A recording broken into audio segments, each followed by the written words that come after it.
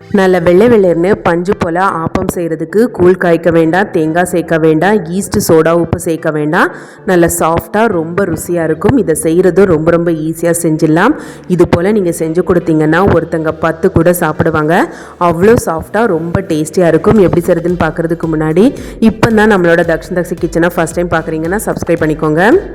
First நாம் இந்த பஞ்சு போல் ஆப்பம் செய்கிறதுக்கு 1/2 கிலோ பச்சரிசியை அளந்து எடுத்துட்டு நல்லா சுத்தமாக 2-3 தண்ணி மாற்றி அலசி கழுவிட்டு 6 மணி நேரம் ஊற வச்சு எடுத்துக்கோங்க. நான் இப்போ ஊற வச்சாச்சு. அது கூடவே 2 டேபிள் ஸ்பூன் அளவுக்கு உளுந்தையும் ஊற வச்சுக்கோங்க. உளுந்தை 1-2 மணி நேரம் ஊற வச்சுக்கிட்டா போதும். இப்போ ரெண்டுமே நல்லா ஊறினதுக்கு அப்புறமா ஒரு மிக்சி ஜாரில் ஊற வச்சுருந்த அரிசியில் இருக்கிற தண்ணியை வடிச்சிட்டு அரிசியை மிக்சி ஜாரில் சேர்த்துக்கோங்க. நான் மிக்சியில் தான் அரைச்சி எடுக்க போகிறேன். நீங்கள் கிரைண்டரில் அரைக்கிறதா இருந்தாலும் ஓகே தான். ஆனால் மிக்சி ஜாரில் அரைக்கிறதா இருந்தால் மொத்த அரிசியையும் மொத்தமாக அரைக்க முடியாது. அதனால் ஃபஸ்ட்டு பாதி அரிசியை மட்டும் மிக்சி ஜாரில் சேர்த்துட்டு கூடவே இந்த ஆப்பத்துக்கு தேவையான அளவுக்கு உப்பு சேர்த்துக்கோங்க. இப்போ இதோட தேவையான அளவுக்கு தண்ணி சேர்த்துக்கோங்க. அரிசியும் தண்ணியும் சம அளவு இருக்கிற மாதிரி பார்த்து சேர்த்துக்கோங்க. இப்போது எவ்வளோக்கு முடியுமோ அவ்வளோக்கு நல்லா நைஸாக அரைச்சிடுங்க. இப்போ அரைச்ச மாவை இந்த மாதிரி ஒரு பெரிய பாத்திரத்துக்கு மாற்றிக்கோங்க. பாருங்கள், இந்த அளவுக்கு நல்ல நைஸாக ஸ்மூத்தாக இருக்கணும் மாவு. இப்போ மீதி இருக்கிற அரிசியையும் மிக்ஸி ஜாரில் மாற்றிட்டு அதோடையே ஊற வச்சுருந்த உளுந்தையும் தண்ணியை வடிச்சிட்டு சேர்த்துக்கோங்க. இது கூடவே 2-3 டேபிள் ஸ்பூன் அளவுக்கு பழைய சோறு சேர்த்துக்கோங்க. நான் ஒரு நாள் முன்னாடியே வேக வச்சு எடுத்திருந்த சோறை தண்ணி ஊற்றி வச்சுருந்தேன். அந்த சோறை தான் சேர்த்துக்கிறேன். நீங்கள் இன்றைக்கி ரெடி பண்ண சோறு இருந்தாலும் சேர்த்துக்கலாம். சேர்த்ததுக்கு அப்புறமா ஃபஸ்ட்டில் சேர்த்தது மாதிரியே தண்ணியும் அரிசியும் சமளவு இருக்கிற மாதிரி தண்ணி சேர்த்துக்கோங்க. சேர்த்துட்டு இதையும் நல்லா நைஸாக அரைச்சிட்டு ஏற்கனவே அரைச்சி வச்சுருக்க மாவோட இந்த மாவையும் சேர்த்துருங்க. இப்போது ஒரு 1/2 கப் அளவுக்கு தண்ணியை மிக்சி ஜாரில் ஊற்றிட்டு மிக்சி ஜாரை நல்லா அலசிட்டு அந்த தண்ணியையும் இந்த மாவோட சேர்த்துருங்க. அடுத்து இதோட நம்ம ஒரு முக்கியமான பொருள் சேர்க்க போகிறோம். இதை சேர்க்கும்போது தான் ஆப்பம் நல்லா வெள்ளை வெள்ளையர்னு பஞ்சு போல் நல்லா சாஃப்டாக ருசியாக இருக்கும். இது வேறு ஒன்றும் இல்லை, பழைய இட்லி மாவு தான். நல்லா புளிச்ச இட்லி மாவு. 2-3 கரண்டி மாவு தேவைப்படும். தேவைக்கு மாவை சேர்த்துட்டு நல்லா கலந்துக்கோங்க. எல்லா மாவும் ஒன்று சேர மாதிரி நல்லா கலந்துடுங்க. இந்த மாவு சேர்த்துட்டு நீங்கள் கலந்து விடும்போதே ஓரங்கள்லாம் மாவை அழகாக நுரைச்சிருக்கும். பாருங்கள், பார்க்கவே தெரியுதில்ல. இந்த பழைய மாவை நம்ம சேர்த்துக்கும் போது தான் ஆப்ப மாவு சீக்கிரமாக புளிச்சு வரும். நல்ல பஞ்சு போல் ரொம்ப ருசியாக இருக்கும். ஹோட்டலில் கிடைக்கிறது போலவே இருக்கும். இப்போ மாவை நல்லா கலந்துக்கோங்க. இந்த மாதிரி நல்ல தண்ணியான பக்குவத்துக்கு இருக்கணும். இப்போ கரண்டியை திருப்பிட்டு ஒரு கோடு போட்டு பார்த்தீங்கன்னா மாவு அப்படியே வடிஞ்சு வந்துட்டு இந்த கோடு மறைஞ்சு போயிடும். இந்த அளவுக்கு மாவோட பக்குவம் நல்ல தண்ணியாக இருக்கணும். இப்போ மாவு நமக்கு ரெடியாக இருக்குது. இப்போ இந்த மாவை மூடி போட்டுட்டு ராத்திரி முழுக்க இல்லைன்னா 8 மணி நேரம் புளிக்க வச்சுக்கோங்க. இப்போ கரெக்டாக ஒரு 6 மணி நேரம் தான் ஆக்கியிருக்கோம். 6 மணி நேரத்திலே எனக்கு மாவு நல்லா புளிச்சு வந்திருக்கு. பாருங்கள், நல்லா நுரைச்சி போய் இருக்குது. பாருங்கள், கரண்டியில் எடுத்து காமிக்கிறேன்.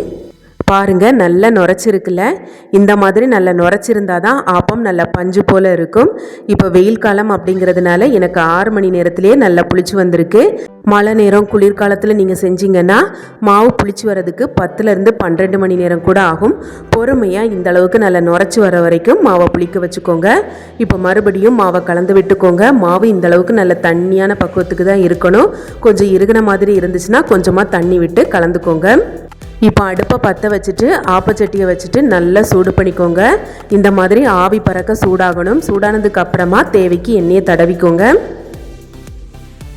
இப்போ தேவைக்கு மாவு ஊற்றிக்கோங்க. சின்ன கரண்டியாக இருந்தால் 2 கரண்டி மாவு ஊற்றிக்கோங்க. பெரிய கரண்டியாக இருந்தால் 1 கரண்டி மாவு ஊற்றிக்கிட்டால் போதும். மாவு ஊற்றுனதுக்கு அப்புறமா அப்படியே ஆப்பச்சட்டி முழுக்க இப்படி சுற்றி விட்டுடுங்க. ஒரே ஒரு நேரம் சுற்றி விட்டால் போதும். நடுவில் கொஞ்சம் வண்ணமாக பஞ்சு போல் இருக்கும். இப்படி அழகாக சுற்றி விட்டதுக்கு அப்புறமா மூடி போட்டுடுங்க. ஹை ஃப்ளேமில் வச்சே வேக வைங்க. 1-2 நிமிஷத்துலேயே சூப்பராக வெந்து வந்துடும். நடுவில் தொட்டு பாருங்கள், பச்சை மாவு மாதிரி இருக்கா இல்லையான்னு. கையில் ஒட்டாமல் வந்துடுச்சுன்னா அப்படியே வெளியில் எடுத்துருங்க. ஓரங்கள்லாம் தானாகவே விட்டு நிற்கும். கையாலேயே எடுக்க வந்துடும். ரொம்ப ரொம்ப ஈஸியான ரெசிபி தான். கண்டிப்பாக வீட்டில் செஞ்சு பாருங்கள். கூழ் காய்க்க வேண்டாம், தேங்காய் சேர்க்க வேண்டாம். தேங்காய் இருக்கிற விலைக்கு தேங்காய் இல்லாமையே நல்லா பஞ்சு போல் ஆப்பம் செய்யலாம். கண்டிப்பாக வீட்டில் செஞ்சு பாருங்கள். இப்போ இன்னொரு ஆப்பமும் செஞ்சு காமிக்கிறேன் பாருங்கள். தேவையான அளவுக்கு மாவை சட்டியில் ஊற்றிட்டு எல்லா ஓரங்கள்லையும் இந்த மாதிரி ஒரே ஒரு தடவை சுற்றி விட்டுடுங்க. இப்படி ஒரு தடவை சுற்றி விடும்போது தான் ஓரங்கள் நல்ல ஒல்லியாக நடுவில் பஞ்சு போல் இருக்கும்.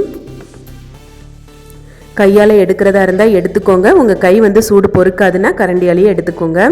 பாருங்கள், நல்லா ஓட்ட ஓட்டையாக நல்லா பஞ்சு போல் இருக்குது பாருங்கள். இது போலவே மீதி இருக்கிற மாவுலேயும் நீங்கள் ஆப்பம் செய்யலாம். கடைசி சொட்டு மாவு வரைக்கும் இதே போல் நல்லா பஞ்சு போல் வரும். கண்டிப்பாக செஞ்சு பாருங்கள். பாருங்கள், ஆப்பம் நல்லா வெள்ளை வெள்ளர்னு பஞ்சு போல் இருக்குது. ஹோட்டலில் கிடைக்கிறது போலவே இருக்குல்ல. கண்டிப்பாக வீட்டில் செஞ்சு பாருங்கள். நான் இன்றைக்கி இந்த ஆப்பத்தோடு வச்சு சாப்பிட்றதுக்கு கடலைக்கறி செஞ்சுருக்கேன்.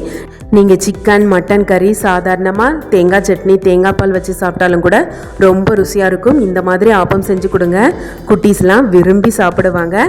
கண்டிப்பாக இந்த ஆப்பத்தை வீட்டில் செஞ்சு பார்த்துட்டு சுவை எப்படி இருந்துச்சு அப்படிங்கிறத மறக்காமல் கமெண்டில் ஷேர் பண்ணுங்கள். இப்போ நான் ஆப்பத்தை எடுத்து பிச்சு காமிக்கிறேன் பாருங்கள்.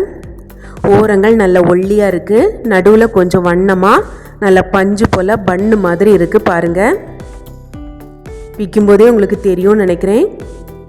பாருங்கள் எவ்வளோ சாஃப்டாக இருக்குன்னு. கண்டிப்பாக இந்த ஆப்பம் ரெசிபி உங்கள் எல்லாத்துக்குமே பிடிச்சிருக்கும்னு நினைக்கிறேன். பிடிச்சிருந்தா வீடியோக்கு லைக் பண்ணுங்கள், கமெண்ட் பண்ணுங்கள், உங்களோட ஃப்ரெண்ட்ஸ் அண்ட் ஃபேமிலி கூடயும் ஷேர் பண்ணுங்கள். மறக்காமல் வீடியோவை ஹைப் பண்ணிவிட்டு தக்ஷன் தக்ஷி கிச்சனையும் சப்ஸ்கிரைப் பண்ணி சப்போர்ட் பண்ணுங்கள். தேங்க்ஸ் ஃபார் வாட்சிங்.